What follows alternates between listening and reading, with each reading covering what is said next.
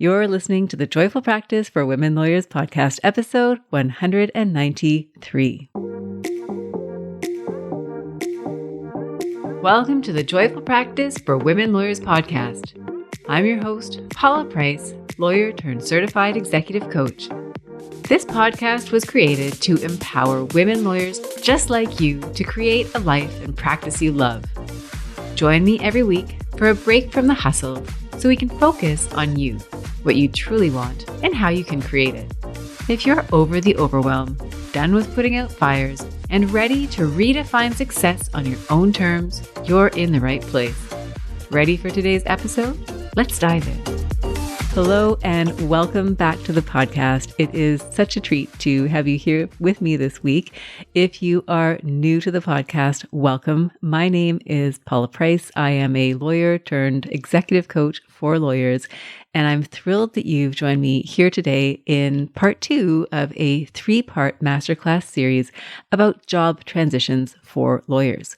Now, if you were here last week, then you know that I spoke about a 3-part series that I'm offering to lawyers within the podcast.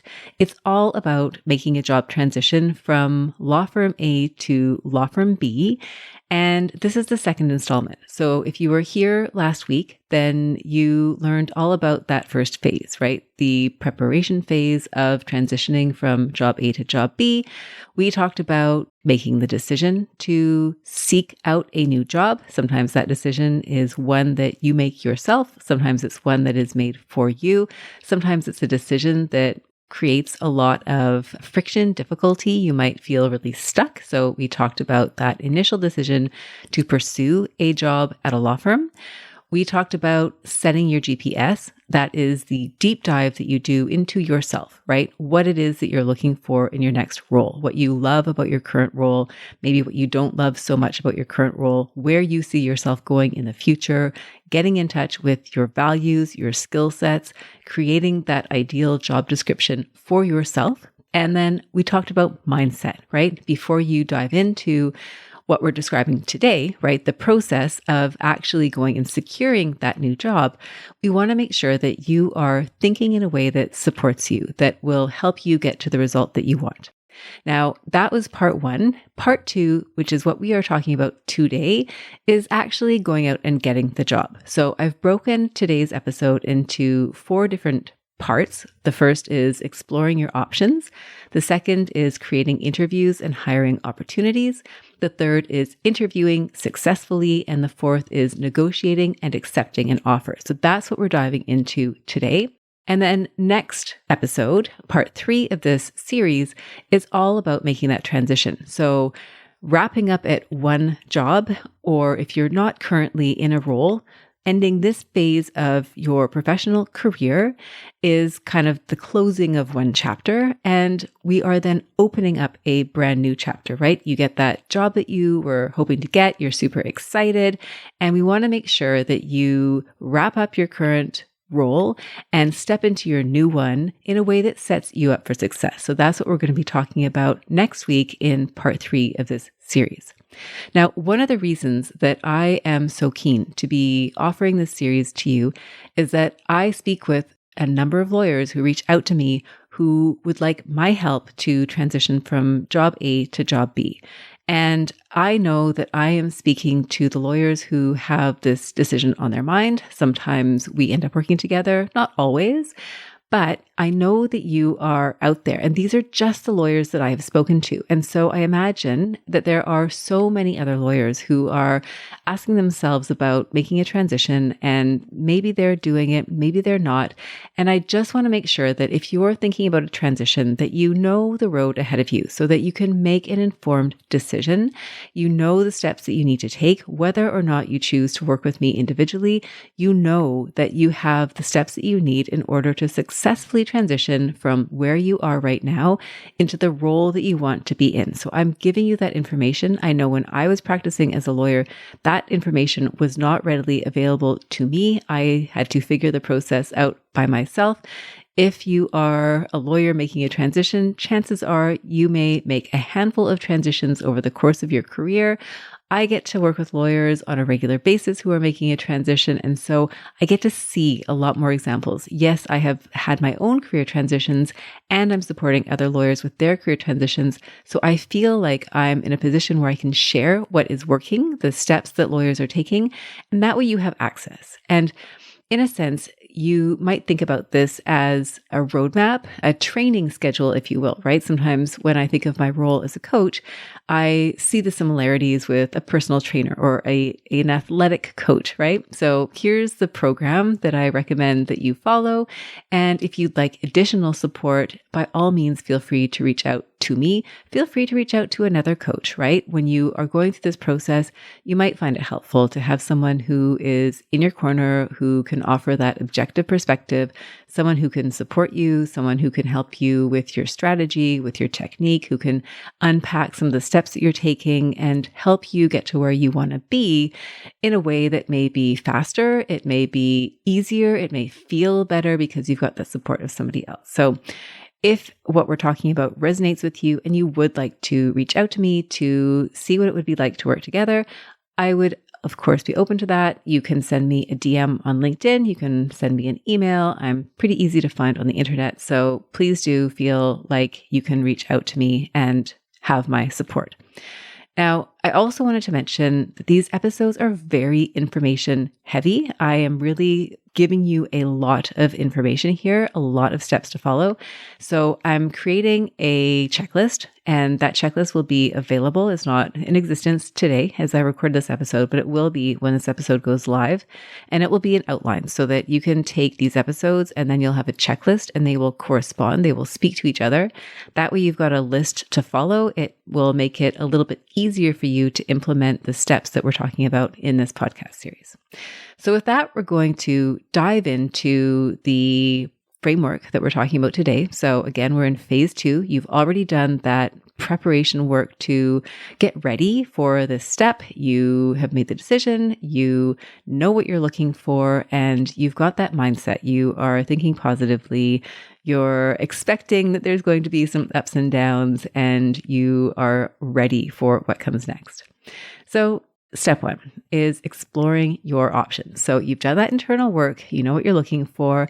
Now we need to go see what exists in the outside world. Now, I mentioned in the beginning of the series that I'm really focusing here on getting a job at a law firm, right? There are many other jobs that you might be looking for.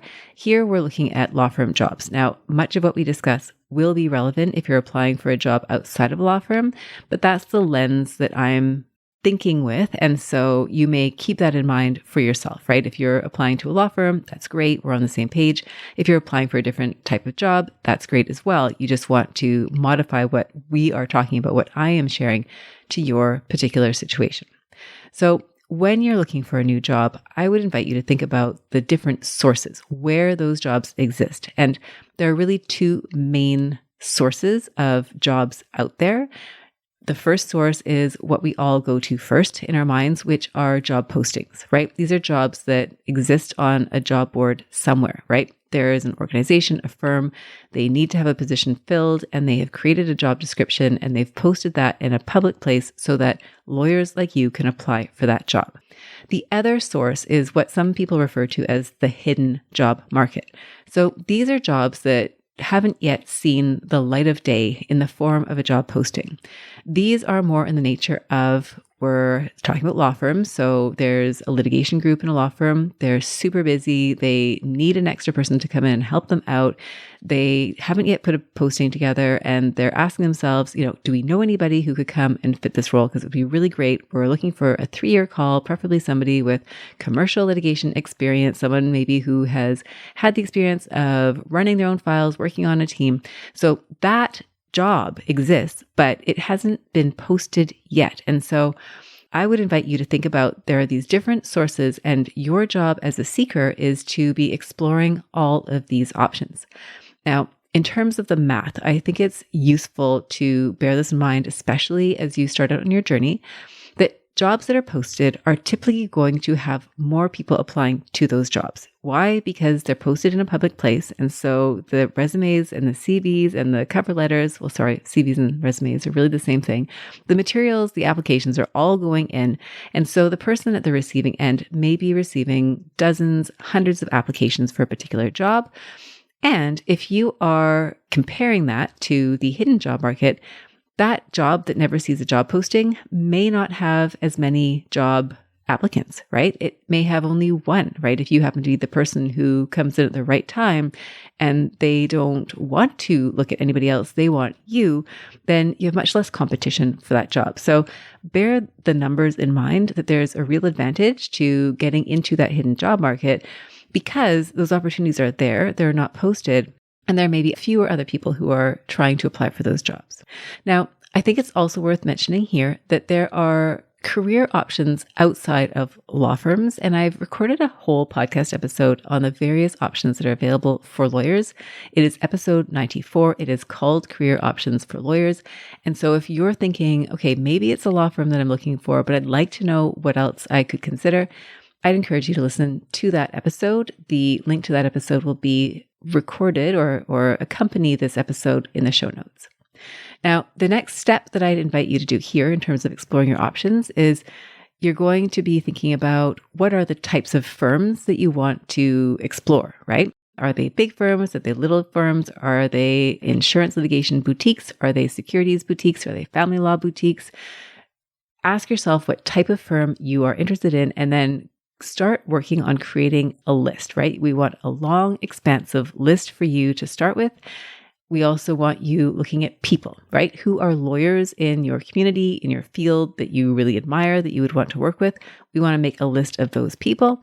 And then finally, we want to make a list of the posted jobs. What are some of the jobs that you're seeing out there that you think would be a good fit for you? So that's kind of your initial triage. You're looking at your options and thinking about what role you want and where you're going to find it. Now, I recommend starting with this. The next step is creating your interviews and hiring opportunities. And the first step is getting your CV and cover letters together. I recommend doing your exploring before you do the CV and cover letters because you're going to be thinking about these opportunities when you do your paperwork. And so we just want you to have that information in mind already. So when we get to that creating interviews and hiring opportunities phase, so this is phase 2 of the process. Again, that's exploring your options, creating interviews and hiring opportunities. Next, we're going to talk about interviewing, and then we'll talk about negotiating your offer. So there are a couple of steps here that we're going to talk about. The first is preparing your CV and cover letters. And then it is really that seeking and applying for jobs. So when it comes to preparing your CV and cover letter, these are prerequisites. I don't think you can get around this. Even if you're going through that informal process, at some point, they are very likely going to ask you to send over a copy of your CV. You may not need a cover letter in that situation because it may be that you've already got an interview lined up. And so they don't really need that additional information, but they will want to see your CV or your resume, whatever you decide to call it.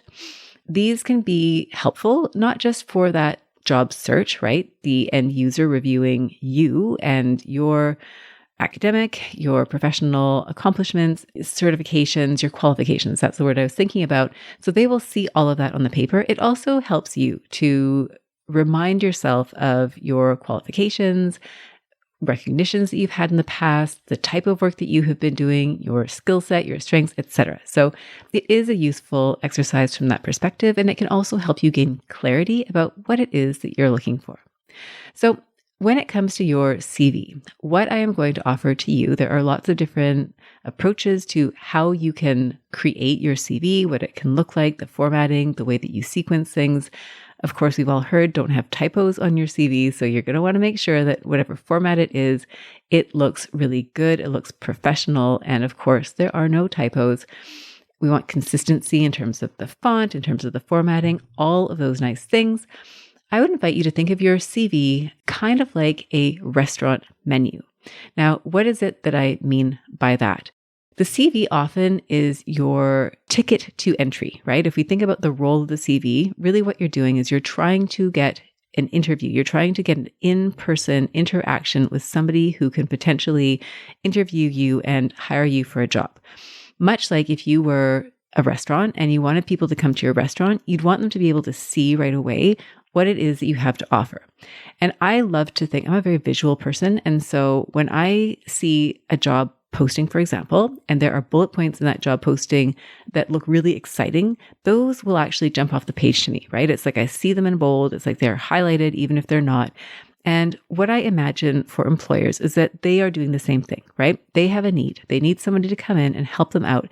And so when they're looking at the CV, they're looking at it in a way that the bullet points are going to jump off the page. So for example, if they are looking for a junior litigation associate, they might be really interested when they see draft pleadings, conducted examinations for discovery, conducted mediations, client reporting.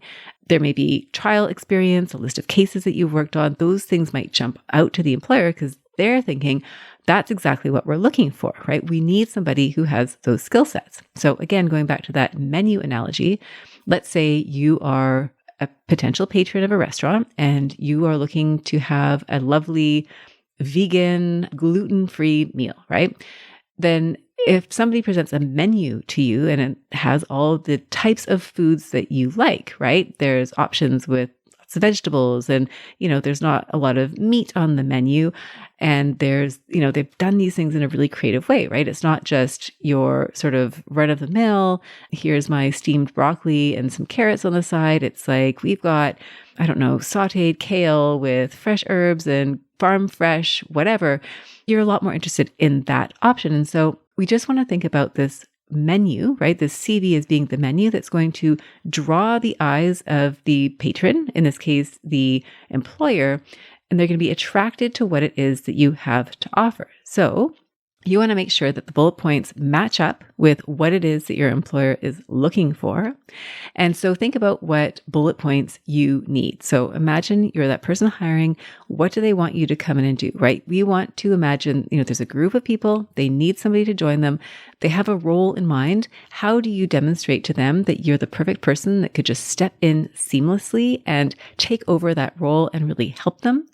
You want to make sure that what you are describing is accurate, right? If you're a steakhouse, you don't want to be marketing yourself as a vegan restaurant because that's not who you really are. So you want to make sure that everything is consistent. You also want to look at what they're asking for, right? You can imagine if you're trying to craft a menu for somebody, it helps if you know what it is that they like, and the employers that you will be applying to will give you clues, right? If there's a job description, there's a list of bullet points right there. You can do additional research to learn more about the firm, about the group that you'd be hired into. And the more you know about them, the more you can tailor your CV to have the appropriate bullet points that are really going to speak to them, right? So those are some of the things that you will want to consider. And this applies whether you're applying to a job posting or if this is part of that organic process, right? Informational interviews, right? We want to make sure that before you send your CV to anybody, you've reviewed it with that person in mind, and you might want to make some tweaks, right? You might have a generic CV, that's fine. But think about how much more powerful it is if your CV speaks to that person, if they can see right away that you're a perfect fit for the role, relative to, sort of a more generic approach where it's a one-size-fits-all CV where you haven't really tailored it to the person that you're trying to show that you are a potentially valuable player for their team. So that's the CV. Now, the cover letter plays a bit of a different role, right? Whereas the CV is really showing the qualifications, it's the menu, what is on offer here, what value can you contribute? What skills will you bring to the table? The cover letter is more of a personalized approach, right? It is kind of like if you're following this analogy of restaurants, when you're walking down a busy street and there's lots of restaurants along that street, and sometimes the restaurants will place people, humans, on the sidewalk who are there to bring in new customers, right? I often see this in parts of town that are more touristy, right? They've got people who are trying to bring people into the restaurant. And so chances are you've had that experience of walking by one of these people and, they might greet you. Hey, how are you? Hope you're having a nice evening. That's nice. But the people who are really going to persuade you to walk into the restaurant are the ones who notice something about you, who are able to explain why this restaurant is a really great restaurant and why it's the perfect restaurant for you, right? So maybe they see that you are a vegan and you want a gluten-free option. Maybe, I don't know how they would know that, but let's just say they did. Then they might be able to explain to you, we have this wonderful restaurant. Everything is gluten-free. We are farm to table. We've got all these great new vegetables. A fresh crop of turnips just came in and we've done them in a way that you'll never be able to replicate. It's so amazing. You can't even tell they're turnips. And maybe they're talking about other unique features of their restaurant. They're like, yeah, there are all these amazing vegan restaurants up and down the street, but ours is really unique because we have this very special way of doing X, Y, Z. And so you can see how you might start to get really curious, right? Now you're really interested in knowing what it is that they're doing at that restaurant that might be different from other restaurants. Now, here I might know we wouldn't want to be disparaging the other restaurants. We don't want to say, well, that vegan restaurant down the street, they never use fresh vegetables and actually there's gluten everywhere. They just don't tell you. We wouldn't want to say something like that, much like as a potential interviewing candidate, you don't want to be disparaging other candidates. You don't want to be disparaging your current or past employers, but you do want to highlight what is great about you and what sets you apart from others. So bringing this back to your cover letter is that invitation, right? It's that thing that the potential employer is going to read. Maybe it's the first thing that they see, right? They might read that first and then go to your CV, or maybe they just jump straight to the CV and then they look at your cover letter. But you want to be thinking about how you're going to draw the attention of that person and make them want to meet you. So in terms of thinking about what that is going to look like, number one, you really do want to tailor the letter to them, right? Again, going back to this idea of getting information about the potential employer. What are they looking for? And how do you fit what it is that they are looking for? And what sets you apart, right? Again, going back to that idea of what is unique about you? What experience do you bring to the table that might be different from other candidates? So here, what I would encourage you to do is figure out what type of format of cover letter works best for you. I've seen a number of different formats that are out there. And the format that I typically recommend is to have that introductory kind of factual, you're applying for whatever job. Maybe you mention where you saw the job posting. Here, you might also want to highlight if there's somebody that you know at the firm, right? If you've had a conversation with one or more people there, you might drop that into that initial paragraph. I've spoken with so-and-so about this position or something like that. Then the thing you're going to want to do is explain why you're interested in the job, right? Why was your attention drawn to this role in particular, right? And this might mean talking about what they have to offer, what it is about their firm, something like that. Then you're going to want to explain why you are a perfect fit for that role, how you are going to add the value that you're looking for. So again, we're thinking about what's going to resonate for them, right? They're looking for somebody and you have appeared out of the blue. You've submitted these materials. What is it that you can say in those materials that's going to show them that you are the right candidate for them? And so, if I'm thinking about what an example might look like. I know I've had this in the past where I've expressed that the skill set that I had was very unique and it was something that a potential employer was looking for. That was really great. That really helped them kind of see that I would be a good fit for that role. I've seen that with other lawyers too, right? Where it's like the employer is really seeking somebody who can step into that role, right? They've got the right background and experience. You want to highlight that so that people know, okay, this person has this very skill set that we are looking for. We want to bring them in for an interview.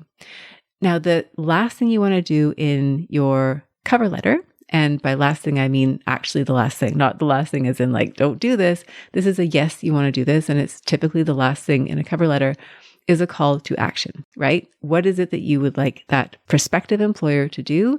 Chances are you would like an opportunity to learn more about them, to discuss the potential of working for them. So some sort of an invitation to continue the conversation. So that is what you're going to want to do first. You're going to want to put your CV together. You're going to want to get your cover letter together.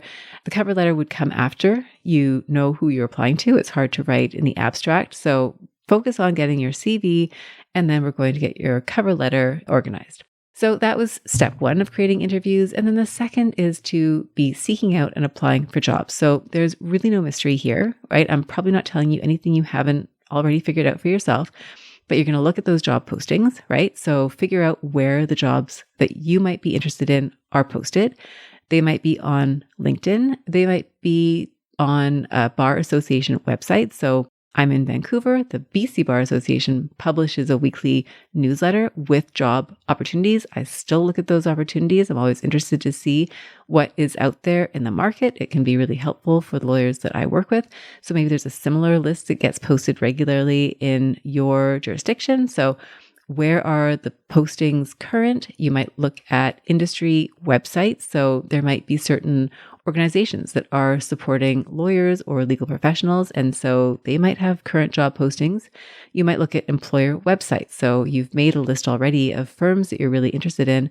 And for some of those firms, they may have a button on their website that talks about opportunities. So you might click onto that button, see if there's any opportunities for lawyers. If you are looking outside of law firms, I know we're not really doing that here today, but there might be government websites or other places that you might go.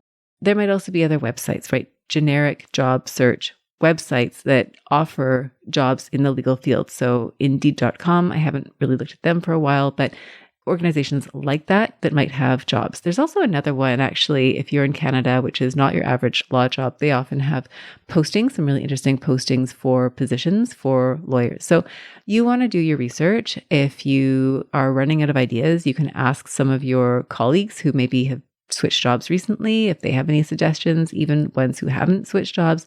So you just want to figure out where you're going to find those postings, because yes, there is more competition for those roles, but you want to see them anyways. Number one, they're really great data for you, right? If you start to see that there's a trend, all of a sudden everyone's hiring solicitors and you're applying for a solicitor's job, then you know that the market is probably quite hot. And so this is a good time for you to be looking.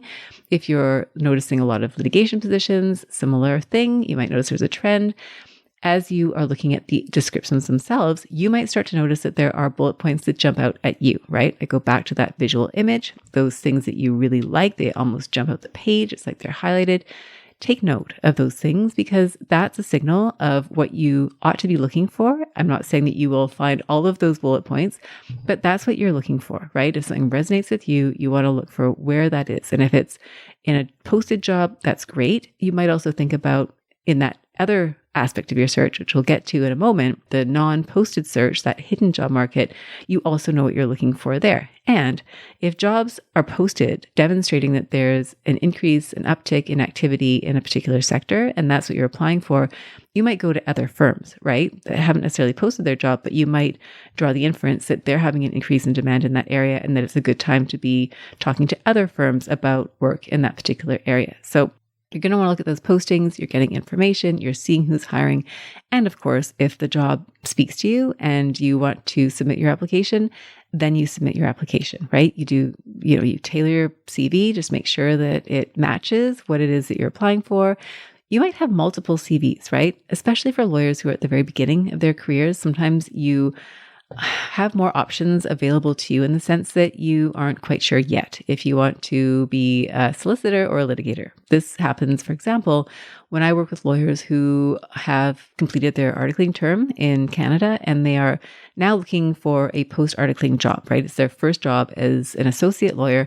And sometimes they don't know, right? Do they want to be in this area or that area? So they may have two completely different sets of materials that are speaking to two very different jobs. So again, this just goes back to the point that before you submit your application to the posted jobs, you want to make sure that your CV is aligned with the job that you're applying for.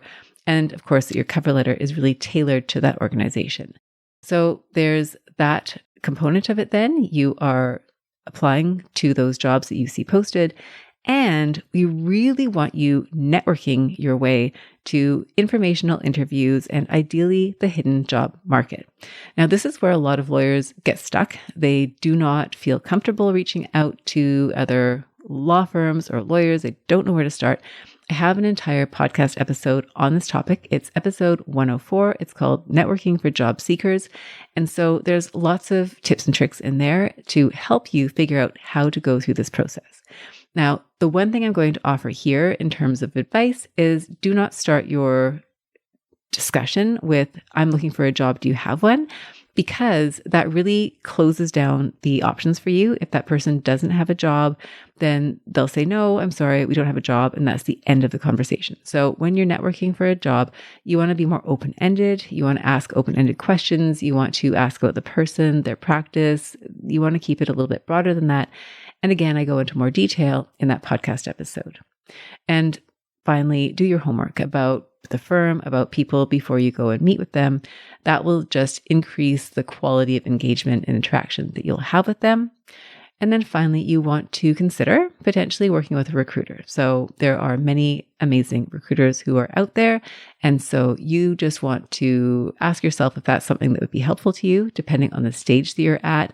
They may or may not be able to help place you. If you're at the very beginning stages, then it may be harder for a recruiter to place you at a firm, but not always. I've absolutely seen it done with lawyers who are fairly junior, but not always. But that being said, it never hurts to establish relationships with recruiters, to learn more about the market, to learn how they can help you. So that's another person that I always ask, have you spoken with a recruiter? And I would always encourage you to do that, right? Whether or not you decide to work with a recruiter, having that option, having that information certainly isn't going to hold you back. So that brings us to the next phase, right? Is let's assume now that you have found an interview, right? You've either received a positive response to a posting that you applied to. Maybe you have now had an informational interview and you've learned of a potential opening somewhere and they want to bring you in for an actual interview. This is where you're going to prepare. Now, there are a number of suggestions that I have here. Number one is to anticipate the questions that you're going to be asked, right? What do you think this person is going to want to know about you? A lovely hack that you might consider is to use ChatGPT. I recorded a podcast episode recently. It's episode 175. It's all about how to use AI to help with your career strategy, with job transitions. And one of the things that you can do there is ask, here I am, I'm a third-year litigator. I'm applying for this role at a construction litigation firm. What kind of questions do you think they're going to ask me? Now, all these questions that ChatGPT will produce, they may or may not be helpful, right? Some of them might be off track. Some of them might be bang on. But the idea here is just to start getting yourself questions that might be posed and to start preparing answers for those questions.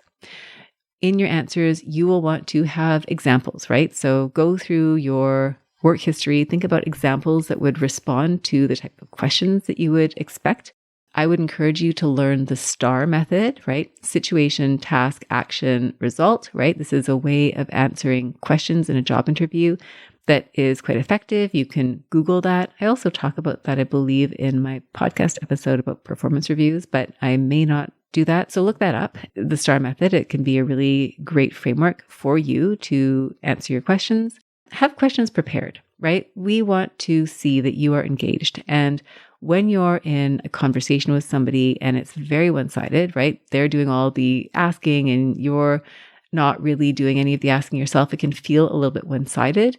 It also is, I think, a reflection of not being super proactive, right? I think you want to be the kind of person that goes in and you're interviewing them as much as they're interviewing you. So I would encourage you to have some questions in there that you can ask your interviewers, right? Now, it may be that they answer the questions that you had prepared, in which case I'd invite you to maybe go further into those questions, right? Maybe you can say, one of the questions I had for you is all about mentorship. You've already told me a little bit about that program, but as you were talking, I had more questions. And so I'd love to learn more about XYZ. So you want to have some questions, if only to carry your side of the conversation, but also for you to learn more about them. You also want to have your references reasonably ready, right? They might ask you for them during that interview. And so you just want to know that you've got people that you can refer them to.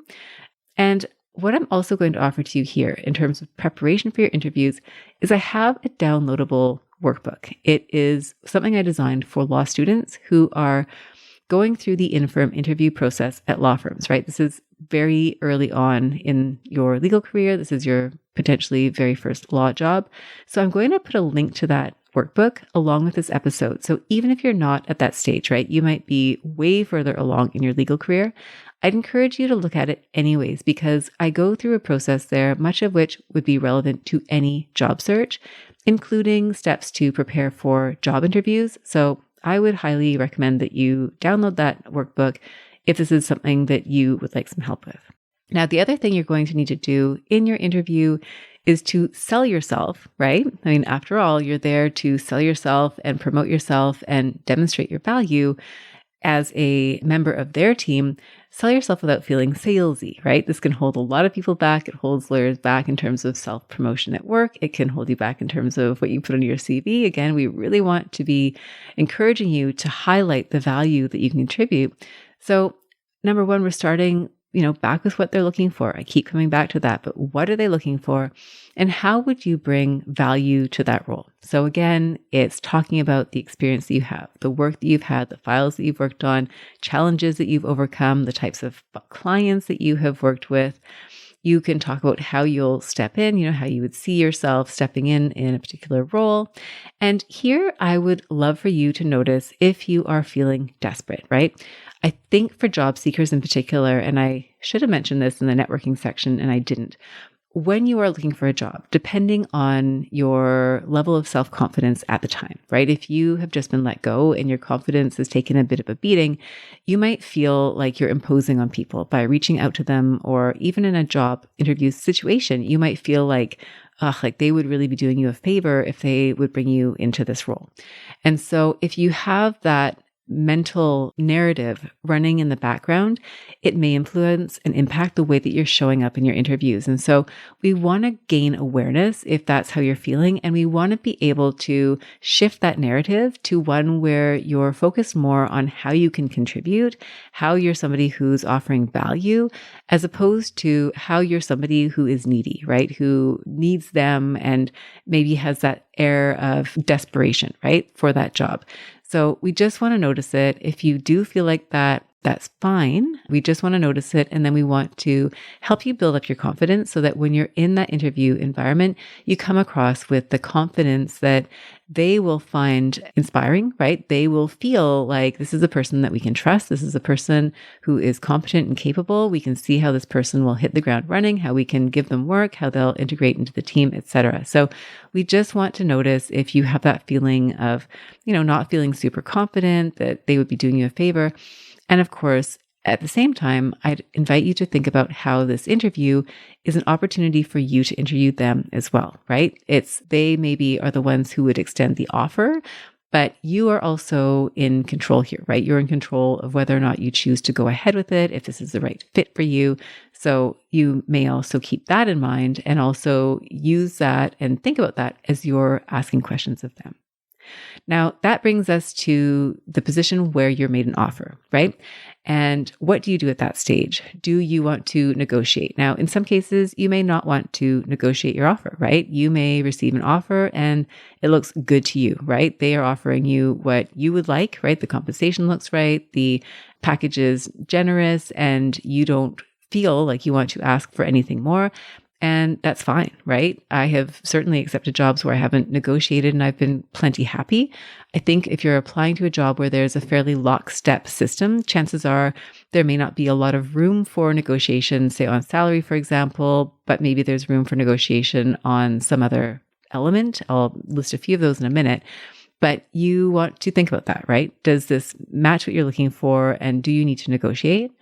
What might be effective for you? So one of the tools that I think is most effective for negotiating a job offer and potentially salary as well is when you have competing offers. So sometimes you'll interview with a firm and they need a little bit of encouragement to make the offer. So this is more of a speed thing than a compensation thing. But if a firm is, you've had that ongoing discussion and then another firm offers you a role, sometimes it can be helpful to mention that. And again, I don't like to use this as a high pressure strategy. It's not my style. But if truly you have another offer and you're waiting for this other firm to make an offer to you so that you can decide, you might say that, listen, I'm really interested in working with you. I have just received a job offer from another firm that I am considering. If you do have a role for me, I'd really love to know because I, obviously would like to make a decision with that full information or something like that. So one of the best ways to increase your leverage, your bargaining power in a negotiation is to have another offer. Now, if you don't have another offer, you might also think about how you can make your current role a better situation for you, right? Even just boosting your view, your experience of your current role, that might increase, right, the relative strength that you feel that you have in that negotiation. And then finally, you want to think about what you would potentially negotiate, right? So compensation is one that we often think of first. Maybe it's the start date. You may want to negotiate some downtime between your current role and starting your new role.